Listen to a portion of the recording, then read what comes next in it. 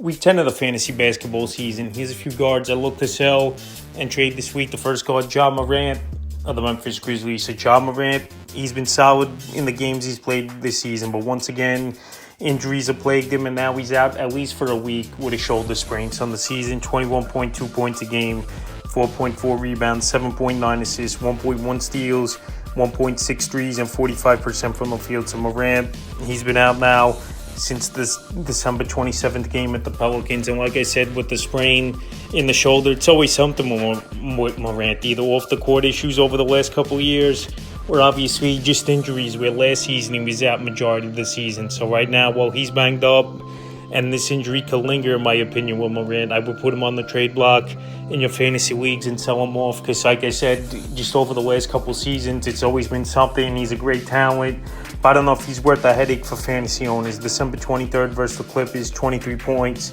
6 boards, 4 assists, a steal, a block, 2 threes, 35% from the field. December 26th versus the Raptors, 15 points, 2 boards, 9 assists, a 3, 50% from the field. And December 27th at the Pelicans, 25 points, 2 boards, 7 assists, a steal, 3 threes, 72% from the field. So like I said, Morant, he's a great talent when he plays, but the last couple seasons, he's barely been on the court, is Morant. And once again, I'm just going to follow the trend where I doubt he's going to finish the full season. Is Ja Morant, or he's going to miss an extended period of time at some point here. So right now, I know he's banged up, but still, numbers have been great, and he was playing consistent. But this week, I would put him on the block and sell him off. The next guard, Josh Giddey of the Chicago Bulls. So Josh Giddey, it's been a good season for him in his first year with Chicago. 12.3 points a game, 6.9 rebounds, 7 assists, a steal, 1.2 threes, and 44% from the field. In the last couple weeks, his points, rebounds have gone up 18 points a game, 13.5 boards,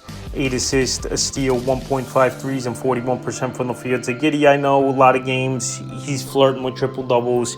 He's putting up points, but another player who's banged up and missed games from December 19th to December 26th. So the last 2 games since he returned, December 28th versus the Bucks, triple-double, 23 points, 15 boards, 10 assists, a steal, a block, 2 threes, 60% from the field. Then December 30th, last night at the Hornets, 13 points, 12 boards, 6 assists, a steal, a 3, 25% from the field. So anytime a guy puts up a triple-double or had a couple games close to a triple-double, I will put him on the trade block. I know Giddey, he could put up those stats game in and game out, come pretty close to those triple-doubles, but at this point, I think it's a little bit of an overrated stat, is the triple-double. So like I said, Giddey, his points per game aren't going to be that great.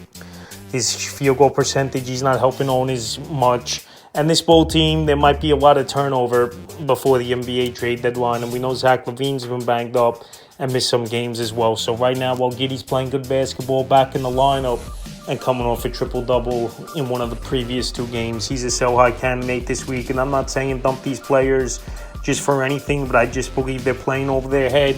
Or in Morant's case, it's going to be tough for him to be on the court game in and game out. And the third and final guard I look to sell and trade is Bradley Beal of the Phoenix Suns. So Bradley Beal, for the most part this season, he's been healthy, believe it or not. But Bradley Beal, every season, he's out with a season-ending injury, and his numbers have gone up as well since Booker's been out of the lineup over the last few games, where he might return in tonight's game, and Kevin Durant missed time here and there this season as well. So on the season for Bradley Beal, 19 points a game, 3.9 rebounds, 3.1 assists, 1.2 steals, 2.3 threes a game, and 49% from the field. So Beal's going out there. He's putting up numbers, no doubt about it. But like I said, if Booker's back in the lineup in tonight's ball game versus the Memphis Grizzlies, the shot attempts are going to go down.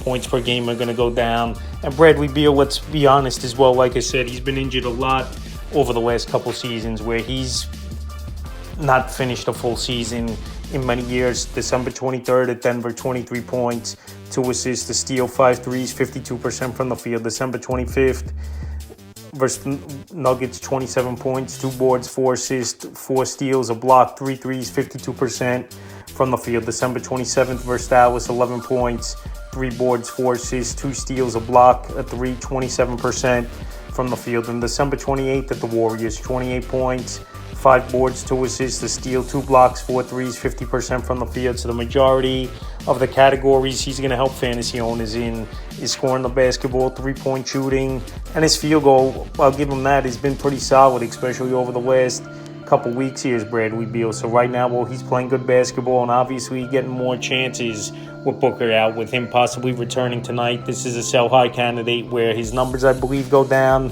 and some part of the season he's going to get banged up and miss some time. So that's a few guards I look to sell and trade for Week 10 of the fantasy basketball season.